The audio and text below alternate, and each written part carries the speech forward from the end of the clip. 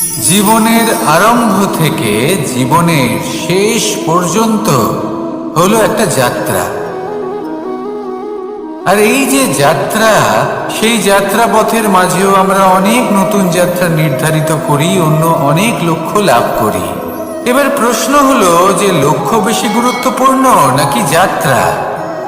কেউ বলবে লক্ষ্য বেশি গুরুত্বপূর্ণ, কারণ তার জন্যই আমরা এই যাত্রা স্থির করি। কেউ বলবে যাত্রা বেশি গুরুত্বপূর্ণ, কারণ এই যাত্রা পথে চলতে চলতে আমরা অনেকগুলো শিক্ষা লাভ করি, কর্ম করার জন্য অনেক দিশা খুঁজে পাই। এবার লক্ষ্য এবং যাত্রা এই দুই গুরুত্বপূর্ণ, কিন্তু আরো একটা তথ্য আছে অত্যন্ত গুরুত্বপূর্ণ, যেটা বুঝে নেওয়া খুব প্রয়োজনীয়। আর সেটা হলো আপনার জীবন সাথী। সেই সাথী যে জীবনের সব পদক্ষেপে আপনার সাথে চলবে, আপনার সাথে থাকবে। সেই ব্যক্তির মধ্যে যদি করুণা থাকে, ভালোবাসা থাকে, তাহলে সে আপনাকে সাহায্য করবে, আপনার জন্য আপনার লক্ষ্য নির্ধারণ করবে, আপনাকে জীবনে একটা উচ্চ স্তরে নিয়ে যাবে। কিন্তু যদি সেই ব্যক্তি এর বিপরীত হন, তাহলে কোথাও না কোথাও তাকে পেতে পেতে, তার সাথে থাকতে থাকতে আপনি নিজের লক্ষ্য ত্যাগ করে দেবেন। তাই পথ এবং লক্ষ্য এই দুই নির্বাচন করুন, কিন্তু যখন আপনি জীবন সাথী নির্বাচন করবেন তখন কিছুটা সাবধানে, না হলে আপনার অভিজ্ঞতা সুখময় নয়, অত্যন্ত দুঃখজনক হতে পারে। আসুন আমার সাথে ভালোবেসে বলুন, রাধা রাধা। সকলের মন আনন্দে ভরিয়ে তোলে কোকিলের মধুর স্বর, কিন্তু এই মধুর স্বর আমরা বর্ষাকালে শুনতে পাই না কেন? তার কারণ কিন্তু এটা নয় যে বর্ষাকালে কোকিল অসুস্থ থাকে, তা নয়। কোকিল সিদ্ধান্ত নেয় নীরব থাকার, কিন্তু এই সিদ্ধান্ত কেন নেয়? তার কারণ হলো ব্যাঙ। বর্ষার ঋতুতে অনেক ছোট ছোট স্থানে জল জমে, আর সেই কারণে অনেক ব্যাঙের জন্ম হয়। এবার ওই ব্যাঙগুলোর ধ্বনি এতটাই প্রবল হয় যে তাদের মাঝে এই কোকিল যতই মধুর সুরে ডাকুক না কেন, তার স্বর আমাদের কানে পৌঁছবে না। সেই জন্য ও সিদ্ধান্ত নেয় চুপ থাকার। আর এটাই হলো আমাদের জীবনের শিক্ষণীয় বিষয়। আপনি যদি এমন কোথাও থাকেন যেখানে আপনার আশেপাশে মূর্খ মানুষ আছেন, তাহলে সেখানে চুপ করে থাকাই হলো সবথেকে শ্রেষ্ঠ সিদ্ধান্ত। কারণ ওই মূর্খদের চিৎকারের সামনে কেউ আপনার জ্ঞানের কথা বুঝতেই পারবে না। সেই জন্য সেখানে চুপ করে থাকুন। পরবর্তীতে গিয়ে যেমন এই ব্যাঙের ডাক, এটা শান্ত হবে আর তারপর থেমে যাবে, ঠিক তেমন মূর্খদের সময় একটা নির্দিষ্ট কালের পর গত হয়, আর তারপরে আসে বিবেকবানদের সময়, আপনার সময়। শুধু ধৈর্য ধরুন। আসুন আর আমার সাথে ভালোবেসে বলুন, রাধা রাধা। মস্তিষ্কের মেধা প্রত্যেক মানুষের কাছেই আছে। এর বর্গীকরণ করা সম্ভব তিনটি স্তরে: নিম্ন, মধ্য এবং উচ্চ। এবার সেই ব্যক্তি যার মস্তিষ্ক মেধা নিম্ন স্তরের, তিনি কোন বিষয়ে কথা বলেন, কোন বিষয়ে আলোচনা করেন, কি কি সেই বিষয় যা নিয়ে এনারা ভাবেন? লেনদেন, লাভ ক্ষতি, সম্পর্ক ভাঙা গড়া, জীবনের এই ছোট ছোট বিষয়গুলি। এর ঊর্ধ্বে এনাদের কথা এবং ভাবনা যায়ই না। এবার যে ব্যক্তি এমন হন যার মস্তিষ্ক মেধা মধ্যস্তরের, সেই ব্যক্তি কি করেন, কোন বিষয়ে কথা বলেন? জীবনের ঘটনাগুলির বিষয়ে কথা বলেন। কি হয়েছিল, কিভাবে হয়েছিল, কিভাবে সেটা আরো বেশি শ্রেষ্ঠ করে তোলা সম্ভব। আর সেই ব্যক্তি যাদের মস্তিষ্ক মেধা উচ্চ স্তরে থাকে, তারা কি নিয়ে ভাবেন, তারা কি নিয়ে আলোচনা করতে থাকেন? তিনি ভাবেন যে কিভাবে নিজের চিন্তা ভাবনা আরো বেশি শ্রেষ্ঠ করে তোলা সম্ভব। তিনি ভাবেন যে কিভাবে আমরা নিজেদের অপগুণগুলিকে দূর করে দিতে পারি, কারণ সেটা করতে পারলে জীবন আপনা থেকেই শ্রেষ্ঠ হয়ে উঠবে। মস্তিষ্ক মেধা আমাদের সবার কাছে আছে। এবার আমাদের এটা বেছে নিতে হবে যে কোন স্তরটা আমরা আপন করতে চাই। যদি আজকের এই মুহূর্তে আপনি নিম্ন স্তরেও থাকেন, তাহলে তা মেনে নিন, চিন্তার কোনো বিষয় নেই। এখনো চাইলে আপনি উচ্চ স্তরে পৌঁছতেই পারেন। সেটাই বেছে নিন, জীবন শ্রেষ্ঠ করে তুলুন, আর আমার সাথে ভালোবেসে বলুন, রাধা রাধা। এই সংসারের প্রত্যেক মানুষ কোনো না কোনো স্থানে অবশ্যই যান। অনেক অনেক স্থানে তাদের যেতে হয়। এবার এমন কিছু মানুষ আছেন যারা সেই স্থানে হয়তো কখনোই যাননি। উদাহরণ হিসেবে বলবো, কিছু মানুষ আছেন যারা মন্দিরে যান, চিকিৎসালয়ে যান, কিছু মানুষ কারোর কারোর বিবাহ উৎসবে যান, আবার কিছু মানুষ আছেন যারা নাস্তিক হন এবং কখনোই মন্দিরে যান না। কিছু মানুষ অসুস্থ হন না, তাই চিকিৎসালয়ে যেতে হয় না। এমনও কিছু মানুষ থাকেন যারা সামাজিক উৎসব থেকে দূরে থাকাটাই পছন্দ করেন। যে কোনো মানুষ হোক, যা কিছুই তার চয়ন হোক না কেন, প্রত্যেক মানুষকে একটি স্থানে অবশ্যই যেতে হয়। এমন একটি স্থান আছে, সেই স্থানের নাম হলো মৃত্যুদ্বার। এবার এটা আবশ্যক নয় যে ঠিক মৃত্যুর পরেই আপনি মৃত্যুদ্বারে পৌঁছে যাবেন।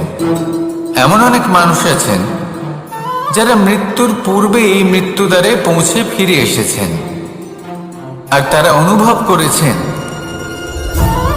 যে এই সংসারের সময় চক্রের সম্মুখে তাদের অস্তিত্ব কতটা ক্ষীণ।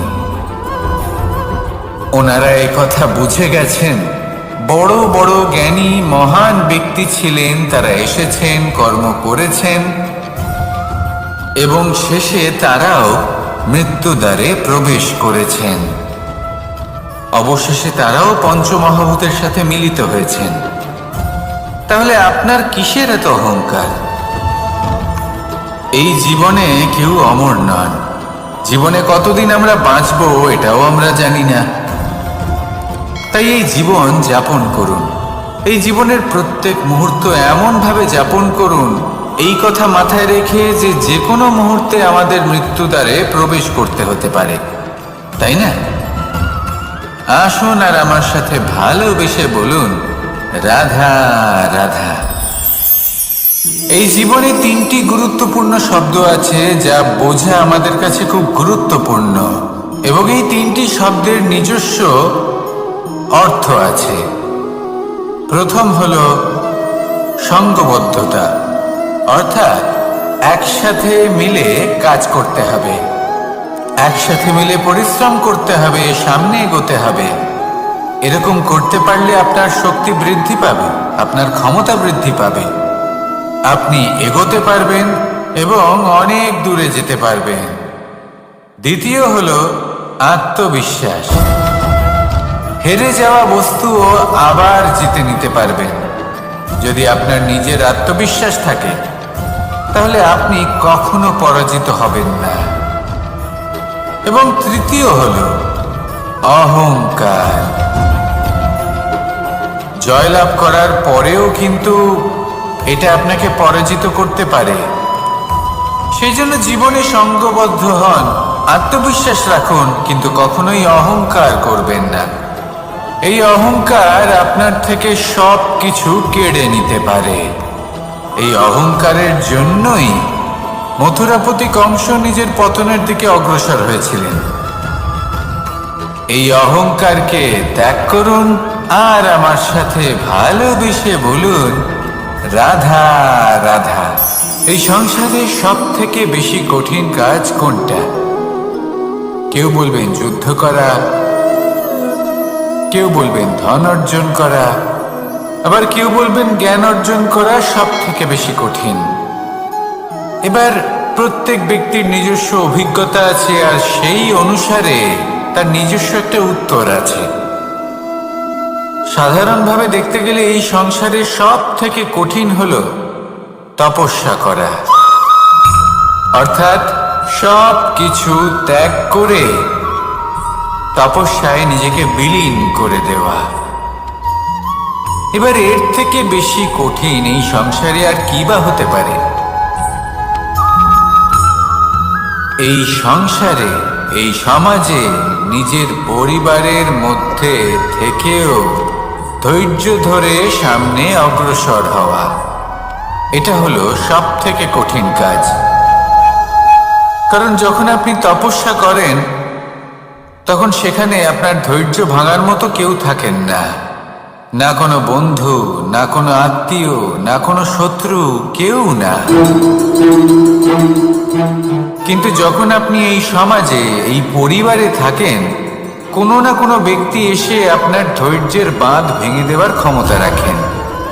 তারা আপনার ধৈর্যের বাঁধ ভেঙে দেয়, আর কখনো কখনো তারা অনিচ্ছাকৃতভাবেই সেটা করে থাকেন। কারণ তাদের মানসিকতা আপনার থেকে আলাদা, তাদের কর্ম আপনার থেকে আলাদা, তাদের দৃষ্টিভঙ্গি আপনার থেকে আলাদা, জীবন যাপন আপনার থেকে আলাদা। সেক্ষেত্রে আপনি ধৈর্যচ্যুত হন, প্রসন্নতা আপনার থেকে ছিনিয়ে নেওয়া হয়। সেই জন্য এই সংসারে, এই পরিবারের থেকেও ধৈর্য ধরে সামনে অগ্রসর হওয়া কোনো পর্বতের শিখরে গিয়ে তপস্যা করার থেকেও অনেক বেশি কঠিন। আর যে ব্যক্তি এই সমাজেই, এই পরিবারে, সেই সকল মানুষের মধ্যে থেকে গিয়েও ধৈর্য ধরে অগ্রসর হতে থাকেন, যারা এই কাজটা শিখে নিতে পারেন, তারাই কিন্তু জীবনে আনন্দ লাভ করতে পারেন। এই ধৈর্যই শেষে আপনার জীবনে প্রসন্নতা বহন করে আনবে। তাই ধৈর্য ধরে জীবনের পথে অগ্রসর হন, আর আমার সাথে ভালোবেসে বলুন, রাধা রাধা।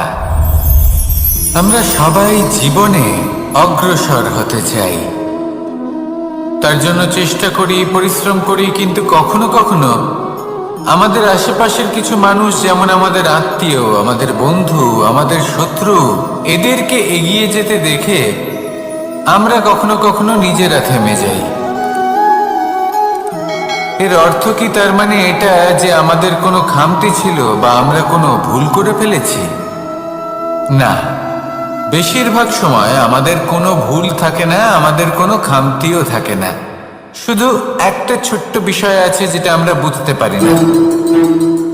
আমরা চেষ্টা করি অন্যদের জীবনযাত্রা দেখতে, আমরা দেখতে চেষ্টা করি যে তাদের জীবনে তারা কিভাবে এগিয়ে চলেছেন, অগ্রসর হওয়ার জন্য ওনারা কি কি করছেন, আর যা করছেন তাতে ওনারা কিভাবে উপকৃত হচ্ছেন। আমরা চেষ্টা করি তাদের জীবনযাত্রার দিকে তাকানোর, ওনাদের গতিবিধির দিকে নজর দেওয়ার এবং সেটা বুঝতে চেষ্টা করার। সেই জন্যই আমরা পিছিয়ে পড়ি।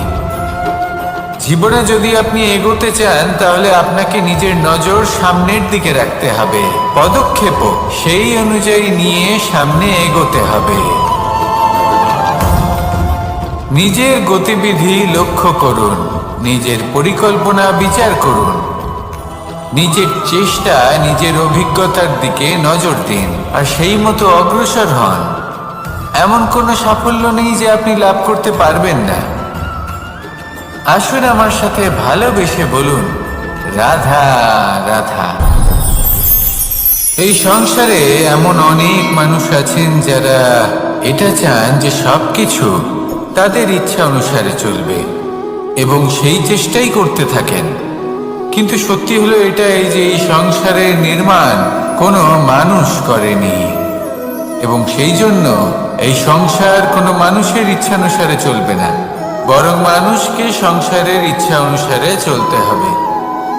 যদি আপনার জীবনে এমন কোনো পরিস্থিতি আসে যাতে আপনি হয়তো দুঃখ পেলেন, কষ্ট পেলেন এবং সেটা বদলাতে চান, তাহলে তা বদলানোর চেষ্টা করুন। যদি অসফল হন তাহলে আবার চেষ্টা করুন। নিরন্তর চেষ্টা করুন, কিন্তু যদি না করতে পারেন তাহলে মেনে নিন যে এই পরিস্থিতি বদলানো সম্ভব নয়। সেই পরিস্থিতিকে বদলানোর চেষ্টাকে ত্যাগ করে দিন। যদি চান তাহলে সেই পরিস্থিতি থেকে দূরে চলে যেতে পারেন, কিন্তু নিজেকে প্রসন্ন রাখুন। আপনার এই শরীর, এই মন, এই জীবন আপনি লাভ করেছেন, তাই আপনার কর্তব্য হলো নিজের যত্ন নেওয়া, নিজেকে প্রসন্ন রাখা। আপনি যদি নিজেকে প্রসন্ন রাখেন তাহলেই এই সংসারকে আপনি প্রসন্ন রাখতে চেষ্টা করতে পারবেন। তাহলে প্রসন্ন থাকুন আর মনে এই প্রসন্নতা নিয়ে বলুন, রাধা রাধা। এই হাঁড়িটাকে দেখুন, এই হাঁড়িটা মাটি দ্বারা নির্মিত, আর এই বস্তুটি আমার খুবই প্রিয়। ছোটবেলায় মা এই হাঁড়িতেই মাখন বানিয়ে রাখতেন, কিন্তু যেই আমি সুযোগ পেতাম আমি সেই হাঁড়ি ভেঙে সমস্ত মাখন খেয়ে ফেলতাম। কিন্তু আমার মনে হয় একটা বিশেষ ব্যাপার আছে, যখনই এটার মধ্যে মাখন রাখা হতো তখন মাখন ঠান্ডা হয়ে যেত। আর আমি ভাবতাম এটা কিভাবে সম্ভব হতে পারে, যেখানে এটা নিজেই নির্মিত হয়েছে আগুনে তপ্ত হয়ে। এটা নির্মিত হয়েছে এইভাবেই, কিন্তু এর ভেতরে সবই শীতল থাকে। এটা কিভাবে সম্ভব? এটা এই কারণে সম্ভব কারণ এই হাঁড়ি এমন কিছু জানে যেটা জানা আমাদের জন্য খুব প্রয়োজনীয়। যার জন্ম হয়েছে মাটি থেকে, যার ভবিষ্যৎ হলো মাটি, আর ভেঙে যাওয়ার পরে যাকে সেই মাটিতেই মিশে যেতে হবে, তার নিজের অন্তরে অহংবোধের উত্তাপ ধরে রেখে কি লাভ? এটাই হলো জীবনের একটি সার কথা, যেটা আমাদের সকলকে বুঝতেই হবে, শিখতে হবে, যাপন করতে হবে। আর যখন আপনি উপলব্ধি করবেন যে আপনি নশ্বর, যখন উপলব্ধি করবেন যে আপনার জন্মের আগেও আপনার কোনো অস্তিত্ব ছিল না, আর মৃত্যুর পরেও আপনার কোনো অস্তিত্বই থাকবে না, জীবনে কোনো কিছুই আপনার ছিল না, আজও নেই আর না ভবিষ্যতে কখনো হবে, তখন আপনা থেকেই জন্ম এবং মৃত্যুর মাঝে এই যে সময় থাকে যাকে আমরা জীবন বলি, সেটা আপনি শান্তভাবে যাপন করতে শুরু করবেন। সেই জন্য জীবনে কখনোই অহংকার করবেন না, শুধু শুরু এবং শেষের কথা মনে রাখবেন। তাহলে আজকের এই বর্তমান শান্তিপূর্বক প্রসন্ন চিত্তে যাপন করতে পারবেন, এবং এই মন প্রসন্ন হয়ে বলবে, রাধা রাধা।